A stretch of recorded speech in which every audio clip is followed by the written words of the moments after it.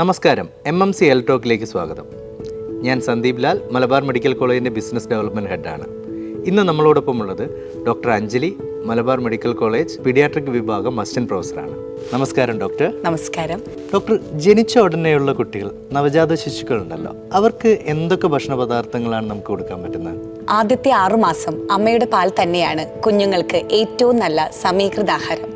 അതോടൊപ്പം വെള്ളമോ പൊടിപ്പാലോ മറ്റു ദ്രവരൂപത്തിലുള്ള ഭക്ഷണ പദാർത്ഥങ്ങളോ നൽകേണ്ട യാതൊരുവിധ ആവശ്യവുമില്ല. നമ്മൾ ഈ പലപ്പോഴും പറഞ്ഞു കേട്ടിട്ടുണ്ട്, അമ്മമാർക്ക് പാലില്ലാത്ത പ്രശ്നം, പാല് ചുരത്തുന്നില്ല, അങ്ങനെയുള്ള പ്രശ്നങ്ങൾ പറഞ്ഞു കേട്ടിട്ടുണ്ട്. അങ്ങനെയുള്ള കുട്ടികളിൽ എന്താ നമുക്ക് ചെയ്യാൻ പറ്റുക? സാധാരണഗതിയിൽ പാലില്ല എന്നത് അമ്മയേക്കാൾ ഉപരി അമ്മയുടെ കൂടെയുള്ളവർക്കായിരിക്കും ഇത്തരം സംശയങ്ങൾ കൂടുതലായി കാണുന്നത്. അത്തരം സന്ദർഭങ്ങളിൽ അമ്മയെ കൗൺസിൽ ചെയ്ത് അമ്മയ്ക്ക് പാലുണ്ട് എന്ന് ഉറപ്പുവരുത്തി വീണ്ടും പാൽ തന്നെ കൊടുക്കുകയാണ് സാധാരണ ചെയ്യാറ്. ഡോക്ടർ, 6 മാസം എന്ന് പറഞ്ഞല്ലോ, എത്ര നാൾ വരെ ഈ മുലപ്പാൽ കണ്ടിന്യൂ ചെയ്യാവുന്നതാണ്?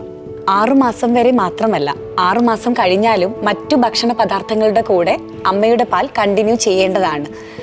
മിനിമം 2 വയസ്സ് വരെയെങ്കിലും അമ്മയുടെ പാൽ നിർബന്ധമായും കുഞ്ഞുങ്ങൾക്ക് കൊടുക്കേണ്ടതാണ്.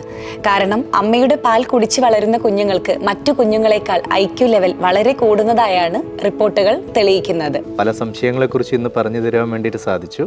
വളരെ നന്ദി ഡോക്ടർ.